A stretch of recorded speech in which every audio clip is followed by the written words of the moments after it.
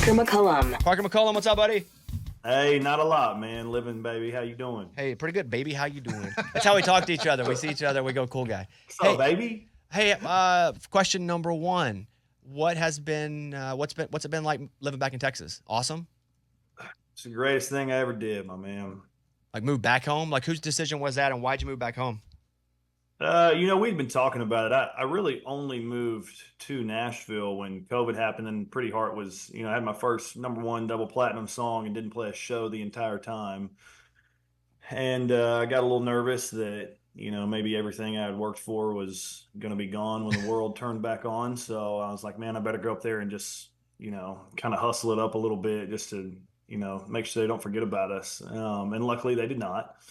So I was there for almost 2 years, and then I always knew I was going to move back here, and I don't think had COVID ever happened, I would have left and moved to Nashville. But things happen, and that's the way life goes. But moving back, I've really really enjoyed it. Hallie has too. Where are you now? You at home? I'm at home right now. Those awards behind you. What do you got there? Is that a real set, or do you do you like put all this stuff together for the background of when you do stuff like this, or is that really a room and like a vibe you keep in there? Because it's very award friendly. Oh, thank you. No, it's my office. I've got a bunch of gold and platinum stuff on the walls, and CMT awards, ACM awards. It's a lot of. You got a ring light.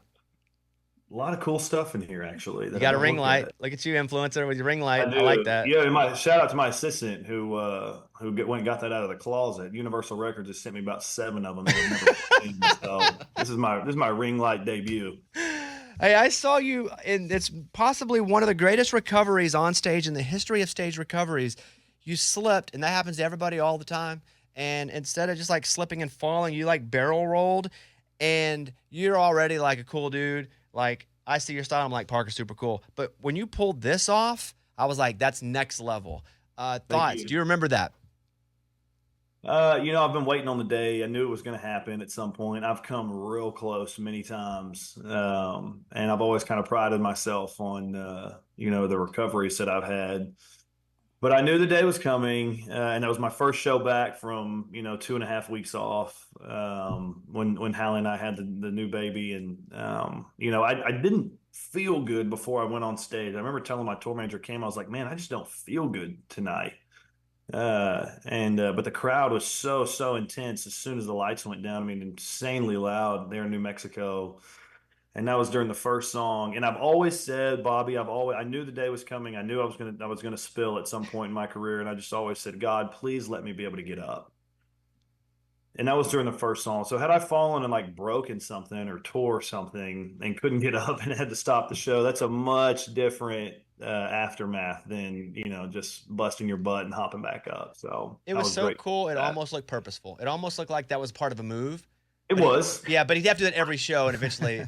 But yeah, no, it was like one of the coolest falls turned into, hey, I'm Parker and I'm an athlete and I sing songs that I've ever seen. Talk about the baby. Tell me a baby story. Well, it's kind of funny. I came home yesterday and Hallie had gotten what they call PPTPs. It looks like a little cloth cone that goes over where the baby pees from because he's been peeing on me quite a bit when I've been changing his diaper. So I've had, my son has peed on me more than once, and very high up in the air. He's got great distance. Yeah. Really gets it from his dad, right? It's genetic, I'm sure. I'm 6'3", and it could go over my head. Yeah, now we have the PPTPs. So they're Major Yancey Tyler McCollum. Am I correct on that? You are correct. Why all the names?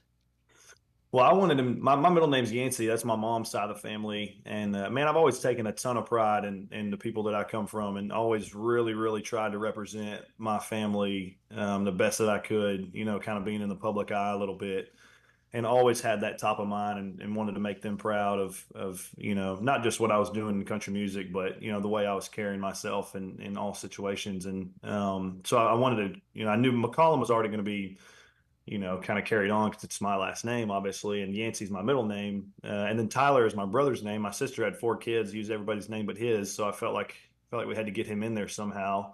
Good for you. And he's the one who really inspired me to be a songwriter. And you know, as I was a small kid. So, and then I was watching UT football highlights, University of Texas, the real UT one day, and they were talking Major Applewhite.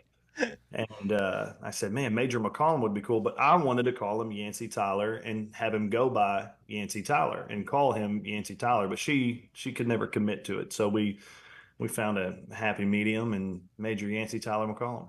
Are you offended? Because I'll just follow this because I have like 3 more questions. But whenever the SEC brought Texas in, they did go with Tennessee as the real UT, where UT is listed in Texas is TEX. So your thoughts on that? Yeah, I mean, I think, you know, University of Texas is extremely superior to the University of Tennessee.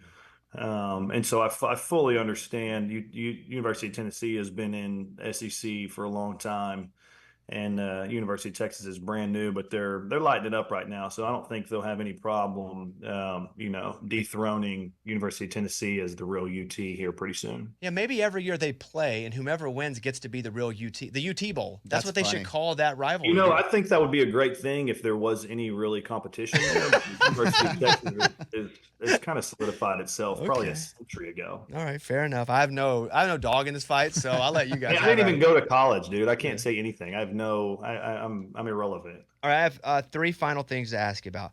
Number 1, congratulations, CMA nomination for "Burn It Down."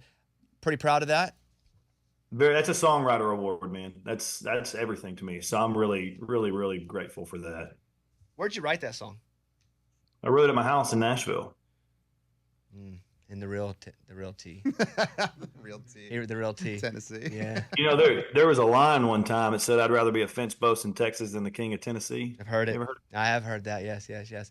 And so, you know, not to start the rivalry, not at all, because I'm not in either one. I'm an Arkansas guy. But no, congratulations on that. I mean, again, I know it's a songwriter award, and you are a super proud songwriter. So congratulations. Thank you. I mean, it was also like your 4th number 1 in a row. So a lot of success, but that leads us to this here, which we're going to play your brand new song now. We are world premiering this song. Tell me a little bit about What Kind of Man. Man, it's a song that I'd written the first verse and chorus kind of just spitballing one day. I wrote it in about 12 seconds and was just so happened to be recording on my phone, just kind of messing around. And I sang that first verse and chorus, like one take, just kind of fell out. And I thought it was cool, but I didn't think it was cool enough to keep trying to write it. And then Natalie Hemby and Jeremy Spillman were at my house one day, and I said, man, why don't we just write a second verse for this? And so we did. And I'd just been turkey hunting in Kansas, and I'd taken a picture of this little bitty church in the absolute middle of nowhere called the Union Valley Church. And it's actually the picture, the one I took on my phone is the picture of the single art, which is pretty cool. You know, so I kind of had a little inspiration there for that second verse, and they're really good at kind of leaning into what I do. And man, I thought it just turned out great. We're going to play it now. Parker, good to see you, buddy. You know I love you, and keep killing it, man. Love you too, bro. Thanks, man. All right, see you, buddy. It's a Bobby Bones show.